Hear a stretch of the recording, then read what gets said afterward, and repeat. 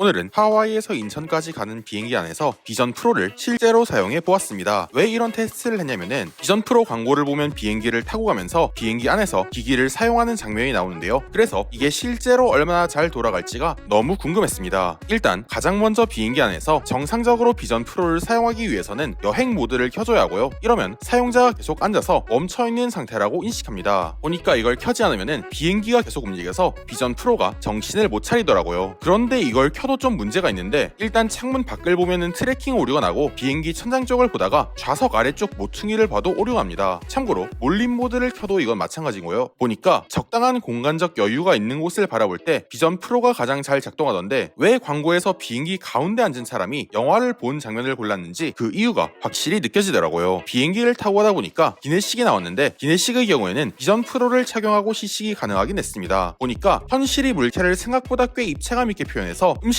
제대로 떠서 먹는 것이 가능하더라고요. 문제는 카메라 각도 때문에 음식을 입 가까이 가져가는 순간 음식이 안 보여서 혹시라도 본체에 음식물이 닿을까봐 너무 심하게 불안했고요. 비전 프로를 집어넣으려고 해도 부피가 너무 크다 보니까 마음대로 넣을 수가 없어서 살면서 가장 스릴 넘치는 식사를 했습니다. 밥을 먹고 나서는 사진을 좀 봤는데, 하와이에서 아이폰으로 찍은 와이키키 해변의 일몰 풍경이 되게 생생하게 느껴지더라고요. 특히 애플 기기에서 사진을 찍고 원본을 애플 기기 내에서 보면은 사진이 HDR로 보이는 게 비전 프로도 마찬가지여서 디스플레이를 제대로 써먹는다는 느낌이 들었습니다. 그리고 나서 영화 감상을 시작했는데, 영화는 네이버 영화에서 옛날에 구입한 설국 열차랑 언어의 정원을 챙겼고요. 설국 열차는 FHD, 언어의 정원은 HD 해상도입니다. 영화는 진짜 애플이 왜 그렇게 영화 거리는지 알 수 있을 정도의 퀄리티를 보이는데, 일단 화면을 정말 크게 늘릴 수 있는 것은 물론이고 막 픽셀이 보이면서 화면이 자글거린다든지 하는 느낌도 없습니다. 게다가 이게 에어팟 프로랑 같이 사용하니까 공간 오디오 기능이 더해져서 영화를 보는 도중에 머리를 돌리니까 소리나는 방향이 변하더라고요. 그래서 진짜 스피커 내장 디스플레이 앞에서 영화를 본 느낌이 들었고, 영상 품질은 HD급은 큰 화면으로 보니까 확실히 좀 흐려 보이고, 풀 HD급은 화면을 키워도 생각보다 괜찮게 느껴져서 나중에 4K 영화도 한번 봐야겠다 싶었습니다. 다만 좀 무서웠던 점은 몰입 환경과 노이즈 캔슬링을 동시에 켜니까 시각과 청각을 모두 애플이 통제하는 상황이 벌어져서 이거 진짜 이래도 되나 싶기는 하더라고요. 무게감이나 멀미는 당장 바로 답하기가 힘든 게, 제가 기존에 어느 정도 써본 VR 기기들이 비전 프로랑 비슷한 무게를 보여주던 상황이었고, 특히 이번엔 전체적으로 계속 머리를 비행기 등받이에 대고 있어서 부하가 덜했던 만큼 이 부분은 기기를 좀 더 써보고 말씀드리겠습니다. 비전 프로 헤드셋 바깥을 보여주는 패스스루 기능의 경우에는 마침 비행기를 타고 가다 보니까 내부가 어두워서 저조도 테스트를 한번 해봤습니다. 보니까 전체적으로 저조도에서는 글씨가 많이 흐려지긴 하던데, 시험삼아 스마트폰 플래시를 비췄더니 그 부분만 글씨가 선명해지는 재밌는 모습을 보이더라고요. 마지막으로 맥북 화면 확장의 경우에는 테스트를 하지 못했는데, 보니까 이게 파우치랑 본체 사이즈가 너무 커서 이것만 해도 테이블이 가득 찬 바람에 이코노미에서는 좀 힘들더라고요. 이렇게 해서 비전 프로를 비행기를 타고 가면서